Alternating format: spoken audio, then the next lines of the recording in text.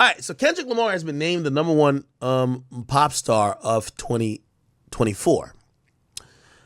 I want to congratulate not Kevin. I want to congratulate Kendrick Lamar. If you ask me, and this is my story, I'm sticking to it. I believe that Kendrick Lamar's plight over this year and over his entire career has been one that's been marred with a lot of things. Hard work, dedication, curation of very quality product, but also jealousy. I think Kendrick has believed that he's the best rapper, the purest rapper, and the most talented rapper. But I always felt like when I saw him criticizing his peers, he came off as discontent that they would get more accolades, whether by fans or other media, that he wouldn't get. And sometimes the cure for those people is for them to get their own win. And I think that whether you believe it or not, I think Kendrick always wanted to not be a pop star in terms of type of music, but to be recognized as one of the biggest pop star while seemingly never changing what he's always done. I want to give credit to Kendrick Lamar because he's finally gotten that. You're the number one pop star of this year. And what this has shown us is that, number one, it is possible to make music like how you make that maybe in a vacuum could be seen as niche and it's only for the rap, aficionados, but it could work and it could make you number one. But one of the reasons I'm also happy for Kendrick is that I think Kendrick needed this moment because when I listen to his music, it feels he's been fighting from a not necessarily underdog perspective, but he's been not content based on the success of others.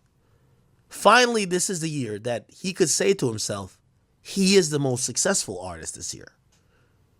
I want to see how his music changes because I think he's always rapped from being number 3 in the pack or number 2 and watching a guy like, for example, Drake. And I think his personal opinion of Drake is that, I'm better than this nigga. I rap better than him. I write by myself. He write with 10 people. Y'all call him a this. Yeah, like he's dumbing it down. I'm actually lyrically it up. You're finally number 1 now. I want to see what music Kendrick makes when he has no longer the leg to stand on. His uncomfortability or him not being happy about not being the biggest. Right? So Kendrick, you're the guy now. We've never seen, number 1, don't be talking about number 2, 3, or 4. You get to tell us. And I've always said, I think this is going to show a different side of Kendrick. Because there are certain people who I believe they operate well when they're the underdogs and when they need people to help bring them to number 1. But Kendrick's number 1. He's doing a stadium tour. He's probably going to win a shit ton of Grammys. He's has one of the highest selling albums. He has the biggest song. He's the number 1 pop star. And also, here's the thing, too. What he said to Drake when he said the pop star, whatever, like, you're a pop star as well. I want to see how Kendrick leads the pack, not operate as someone trying to dethrone the person leading the pack. It's your show now, Kendrick. For the foreseeable future, especially going into, let's say if you drop a project in and around February, we want to see how you carry this. Now, I think that's going to be legacy worthy, right? Because I think that would showcase a different side of Kendrick. I've always told y'all, Kendrick keeps complaining about the state of music, yet also bragging about the fact that he's the culture and he is emboldened and empowered with the ability to change it. There's no more excuses. Let's do it. You're the guy. If you think that all that whatever music that Drake or Cole or Future or whoever is making is not, you said watch the party die. Let me tell you, a lot of people have a lot of goals but they never plan for what happens after they hit the goal. The goal is already hit. Biggest song, one of the biggest albums, #1 pop star, performing at the Super Bowl. You're the guy. Lead and lead responsibly. Now we're going to see if you really meant everything you said. Because when you stood on those morals and principles about how you thought shit was fucked up, you have the utmost ability to change it now. We'll see how it goes, all right? Let me see if I can read the write-up on him.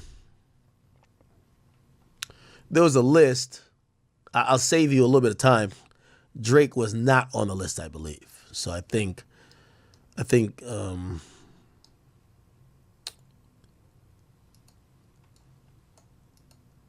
me see. I'm trying to show you the whole list. So we had Drake was an honorable mention for pop star, but he wasn't on the list. There was a top 10 list. Let's see if we can see it. Wait, where can I see the top 10 list?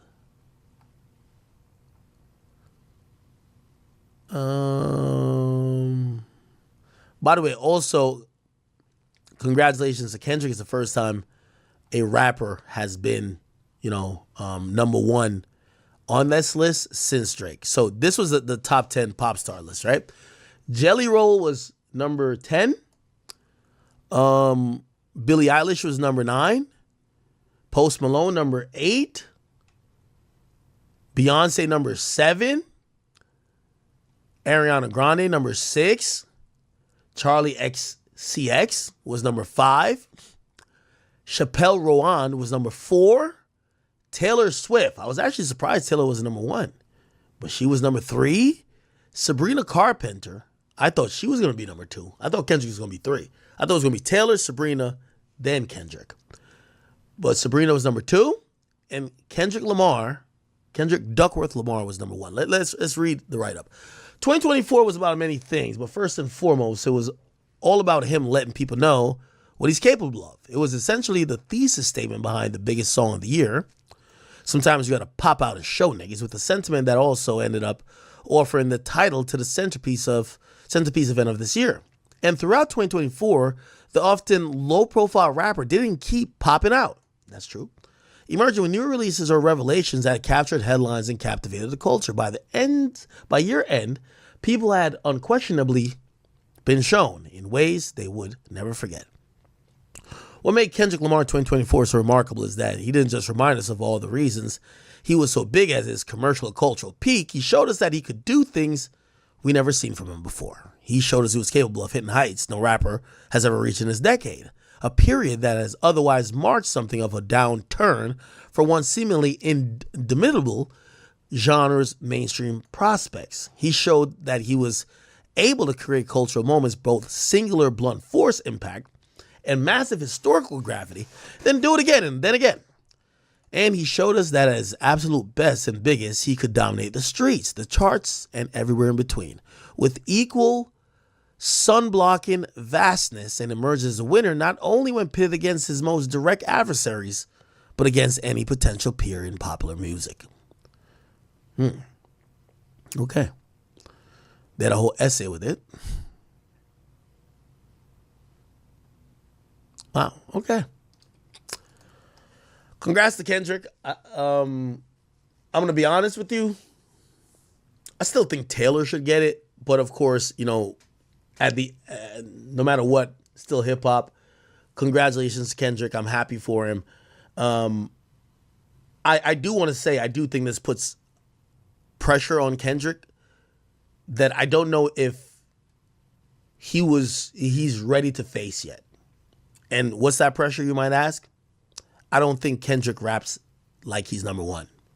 And it's not about rapping ability. Kendrick raps from a place of oppression. It's like, you don't you see BLM? BLM wouldn't be protesting if everything was good. Like, they only operate when shit is bad. Kendrick's music is usually of a place of, yo, these things are fucked up. Let me point out the problems.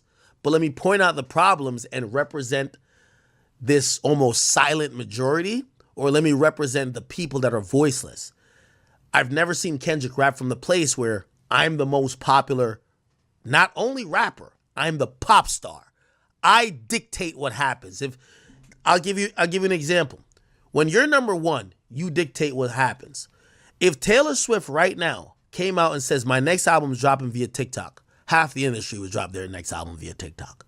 Taylor Swift is that. So Kendrick and his plight about, watching the party die, I want to change things up. There is going to be a huge question now that comes on to him to say, well, brother, how are you changing the industry? It's not about you being lit and just number one anymore. You show us how you're changing the whole landscape of music.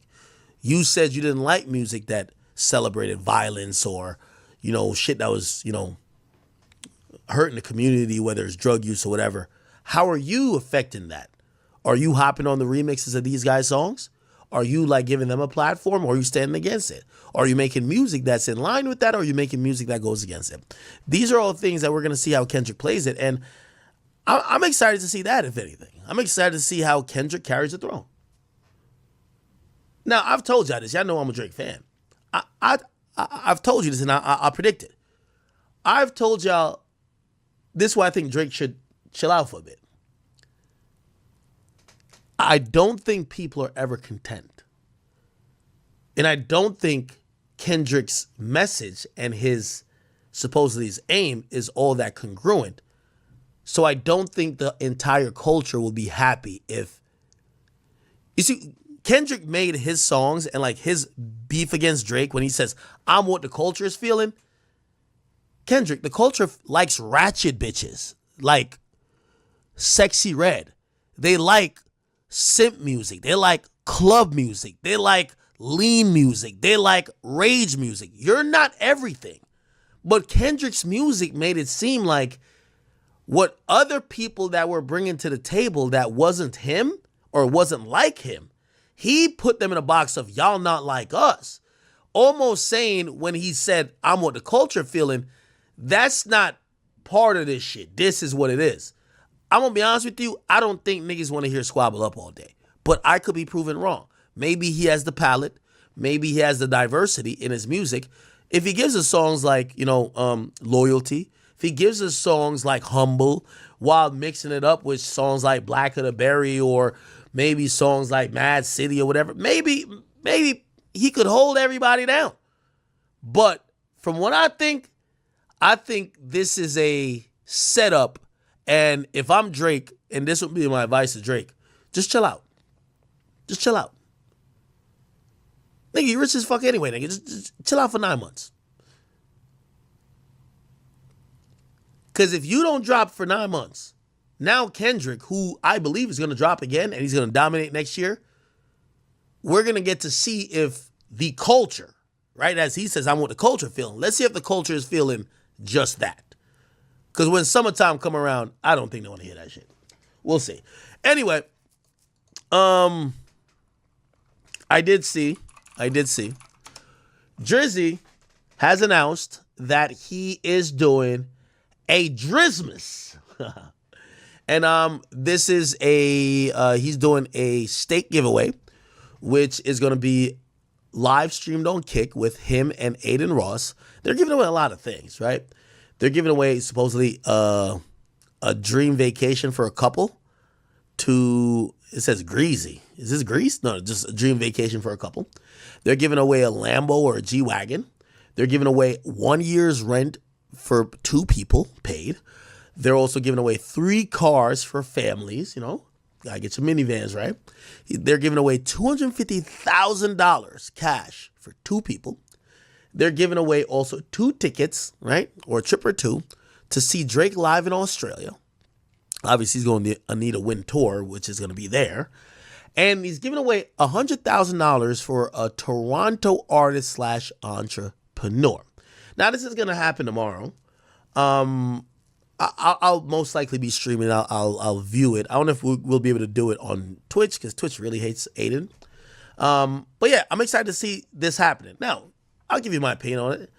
I think these are bad timing, honestly.